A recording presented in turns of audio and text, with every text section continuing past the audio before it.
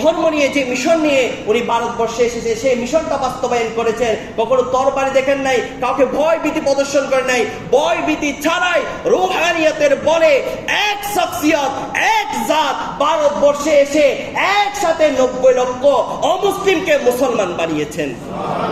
আজকে সেই 90 লক্ষ মুসলিম, সেই 90 লক্ষ মুসলিম থেকে হতে হতে আজকে বাংলাদেশের মধ্যে 90% অব্দি মুসলমান। আজকে যে আমরা এখানে মুসলমানরা বসবাস করছি, সেই খাজা মঈনুদ্দিন চিশতির সেই দিনের সে যে ইসলাম প্রচার করেছে, তার বরকত এখনো পর্যন্ত আমরা কি করছি, উপলব্ধি করছি। 1200 থেকে শুরু করে, সেই 1200 থেকে আজকে 2025 সাল পর্যন্ত এই লং টাইম যে ইসলাম ভারতবর্ষের মধ্যে কায়েম হয়েছে, ভারতবর্ষের মধ্যে প্রতিষ্ঠিত হয়েছে, এই ইসলাম কোন তরবারির বলে প্রতিষ্ঠিত হয় নাই। এই ইসলাম প্রতিষ্ঠিত হয়েছে আউলিয়া ইদামের মেহনতের বলে, আউলিয়া ইদামের তবলিগের বলে। আউলিয়া ইদামরা যে দিন প্রচার করে গিয়েছেন, সেই দিনের সদকায় এখনো পর্যন্ত ভারতবর্ষে ইসলাম কি রয়েছে, কায়েম রয়েছে। ভারতবর্ষে যে জমি যেইগুলা মুসলমানদের জন্য দান করা হয়েছে, কোন জমি মুসলিমরা কখনো জোর জবরদস্তি গ্রহণ করেন। আজকে বিভিন্ন জায়গায় মসজিদ, বিভিন্ন জায়গায় খানকা আউলিয়া ইদামের, এরপরে বিভিন্ন জায়গার মধ্যে মাদ্রাসা, এই মাদ্রাসা মসজিদ খানকাগুলা কোনো আপনার তরবারির বলে প্রতিষ্ঠিত হয় নাই। এগুলা যারা মুসলিম হয়েছিল সেই সময়ে, তাদের দান করা আপনার সম্পদগুলা এখনো পর্যন্ত ওয়াকফনামা হিসাবে রয়েছে, ঠিক কিনা? এগুলা কোনো সরকারি সম্পত্তি নয়। এর মধ্যে যতগুলা মসজিদ রয়েছে, মেজরিটি% মসজিদ হচ্ছে, সেগুলা কি করতে হয়, ওয়াকফ করতে হয়, ওয়াকফ করে দেওয়া হয়। ওয়াকফ করে দেওয়ার পরে সেই মসজিদগুলা আপনার প্রতিষ্ঠিত হয়। মেজরিটি% আপনি দেখবেন যে মসজিদগুলা রয়েছে, সেগুলো ওয়াকফ করা হয়।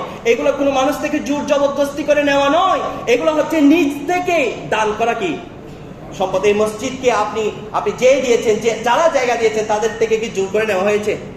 এটা কি ওনারা নিজেই কি দিয়েছেন? আল্লাহর পথে দান করেছেন, আল্লাহর পথে দিয়ে গিয়েছেন।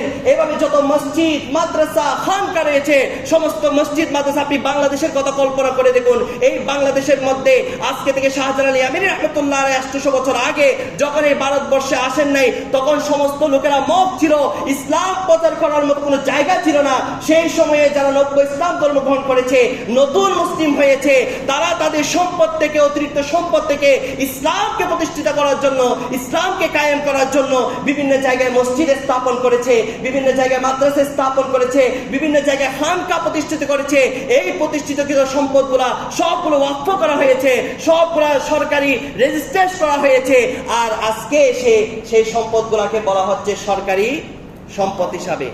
এগুলো আল্লাহর রাস্তায় দেওয়া হয়েছে, আল্লাহর রাস্তায় দান করা হয়েছে। এখানে সরকারের জন্য দান করা হয়েছে সম্পদগুলা, কথা বলে না, এই সম্পদগুলা কি সরকারের জন্য দান করা হয়েছে? এগুলো আল্লাহর পথে দেওয়া হয়েছে, আল্লাহর জন্য দেওয়া হয়েছে, আল্লাহ পাক রব্বুল আলামিনের পথে এগুলাকে সদকা করা হয়েছে, দান করা হয়েছে। এগুলো কিভাবে সরকারি সম্পদ হয়? এগুলো কখনো সরকারি সম্পদ হতে, সব সম্পদটা আল্লাহর। আল্লাহ পাক রব্বুল আলামিন বলেছে, কুলিল্লাহুম্মা মালিকুল মুলক। আল্লাহ সুবহানাহু ওয়া তাআলা কিছুক্ষণ সময়ের জন্য আমাদেরকে বুক করার জন্য দিয়েছেন। সব সম্পদ আল্লাহ পাক রব্বুল আলামিনের। খাস করে কিছু সম্পদ দুনিয়ার বুকে মানুষরা আল্লাহর পথে কুরবানি দেন, আল্লাহর পথে সদকা করে দেন, আল্লাহর পথে দান করে দেন। সেই জায়গাগুলোতে বিভিন্ন সময় মসজিদ হয়, মাদ্রাসা হয়, আল্লাহর আউলিয়া ইদামের জন্য আপনার খানকা হয়, দরবার হয়। এগুলো হচ্ছে ওয়াকফনামা। আল্লাহ পাক রব্বুল আলামিন এই ওয়াকফকৃত সম্পদ আল্লাহ সুবহানাহু ওয়া তাআলা কিয়ামত অবধি পর্যন্ত যেন আল্লাহর রাহে, আল্লাহর পথে যেন পরিচালিত হয়, আল্লাহ সেই তৌফিক নসিব করুক, আমিন।